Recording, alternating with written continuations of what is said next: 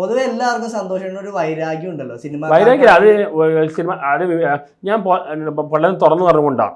എന്നെക്കുറിച്ചും പറഞ്ഞിട്ടുണ്ട്, പലതിനെ കുറിച്ചാണ് ഞാൻ പോസിറ്റീവ് നെഗറ്റീവ് പറഞ്ഞിട്ടുണ്ട്. പക്ഷേ ഇപ്പം ഈ ഇവരുടെ മനുഷ്യരാണ്, മമ്മൂട്ടിയായാലും മോളായാലും ഇവരുടെ മനുഷ്യരാണ്. പക്ഷേ ഫാൻസുകാർക്ക് ഇവർ ദൈവങ്ങളെ പോലെയാണ്.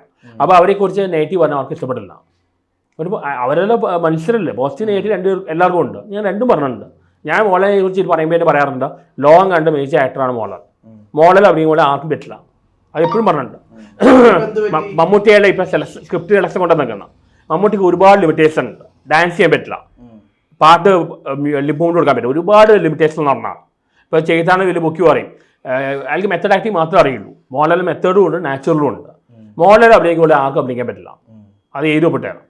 അതിൽ ജോലിയോട് വളരെ ഡെഡിക്കേറ്റഡുമാണ്, ഭയങ്കര ഡെഡിക്കേറ്റഡാണ്. മമ്മൂട്ടിയാൽ പല സിനിമ മൂഡ് ഔട്ടായിട്ട് പ്രൊഡ്യൂസർ നഷ്ടം ഉണ്ടായിട്ടുണ്ട്. പക്ഷെ മോളൽ ഒരിക്കലും ഷൂട്ടിംഗ് ലൊക്കേഷനിൽ മൂഡ് ഔട്ട് ആവില്ല.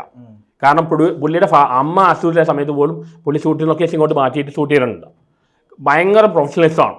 റെയ്ഡ് എടുക്കുന്ന സമയത്താണ് പ്രണയം അഭിനയിക്കുന്നത്. ആ സമയത്ത് പുള്ളി ബ്ലസ് ചെയ്യാൻ റെസ്റ്റ് ചെയ്യണമെന്ന് പുള്ളിന് വേണ്ടതാണ്. പുള്ളിയെ ഒരു കാരണം ആ വേറെ ആരും എഫക്റ്റ് ചെയ്യില്ല. പുള്ളി ഒരിക്കലും മൂഡ് ഔട്ട് ആവില്ല. പ്രൊഫഷണലിസം ഭയങ്കരമാണ്, ഭയങ്കര ടാലൻറ്റഡുമാണ്. ഇത് രണ്ടും മമ്മൂട്ടിക്കില്ല. മമ്മൂട്ടിക്ക് ആകെ ഗുണമാണ് ഒരു അച്ചടക്കമുള്ള ജീവിതമുണ്ട്, ഡിസിപ്ലിൻ ലൈഫുണ്ട്. ഫുഡ് അതാണ് ഈ പ്രായത്തിൽ പിടിച്ചേക്കുന്നത്. ഫുഡിൻ്റെ കാര്യത്തിലാണെങ്കിലും ബാഡ് ഹാബിറ്റ്സ് അങ്ങനെ ഇല്ല, ഫുഡ് ലിമിറ്റ് ഉണ്ട്. ആ ഒരു ഇവർ നേരെ ഓപ്പോസിറ്റ് പേഴ്സണാലിറ്റീസാണ് എല്ലാ കാര്യത്തിലും. ഇപ്പോൾ ഇപ്പം നമ്മൾ ഈ വീഡിയോയുടെ കമന്റ് ബോക്സിലാണെങ്കിൽ ഏറ്റവും കൂടുതൽ കമന്റ് നമ്മൾ ഇങ്ങനെയൊക്കെ ഇന്റർവ്യൂ ആണ് എടുക്കുന്നത്, അല്ലെങ്കിൽ വേറെ പണിയില്ലേ, അങ്ങനത്തെ സംഭവങ്ങളൊക്കെ വരാറുണ്ട്. ഇതിപ്പോൾ ആരെ കേൾക്കാത്ത എല്ലാവരും കേൾക്കേണ്ടി വലിയ ആക്ടേഴ്സ് എല്ലാം ഫിൽട്ടർ ചെയ്ത് കളയുന്നു.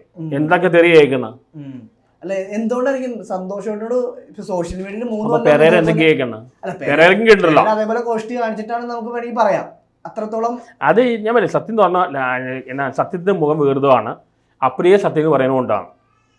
ചിലർക്ക് ഇവരെക്കുറിച്ച് പോസിറ്റീവ് മാത്രം പറയണം. ഇവരെ ചുറ്റും നടക്കാൻ സ്തുതി പാഠകരുണ്ട്. ഇവർ മറ്റേ പൊക്കിക്കൊണ്ട് നടക്കണം. എന്ത് എതിർത്ത് പറഞ്ഞു കഴിഞ്ഞാൽ ടോളറൻസ് ഇല്ലായ്മയാണ്.